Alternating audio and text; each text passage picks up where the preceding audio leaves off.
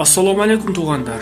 Биздин Исхак ТВ каналыбызга катталып, лайк баскычын басып, башка группаларга дагы, WhatsApp группаларга дагы таратып коюңуздар туугандар. Себеби биздин видеодагы бир аят же бир хадис, ушундай бир маалыматтарды башка бирөөлөр да укса, сиз себепчи болосуз туугандар.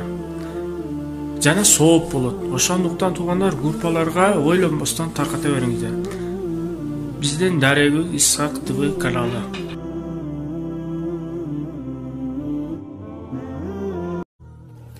Жоголчар, тажаттың ғой же сен? Ажырашабыз бүгін, уктуң бу?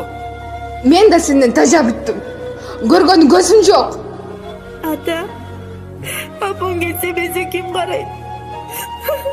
Ким еркелетип чөчүгүбүздөн сууйт? Бизге ким тамак даярдайт? Кызым, ыйлаба. Апа табылат. Апаңдан дагы беримдүүрөөк апа табылат.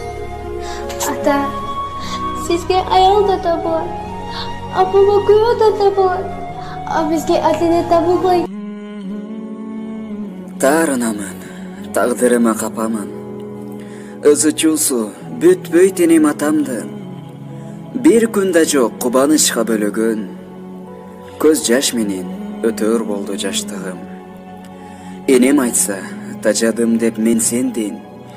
Атам айтса, жашабаймын деп сен менен.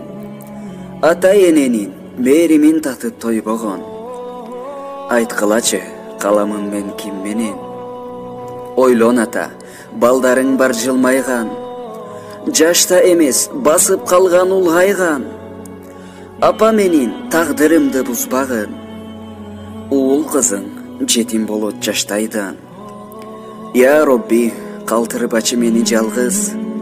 Эч бир бала өспөсүнчү ата апасыз. Ата-эненин кучагында эркелеп, өтөлүчү өмүрдө бир тамчы жассыз.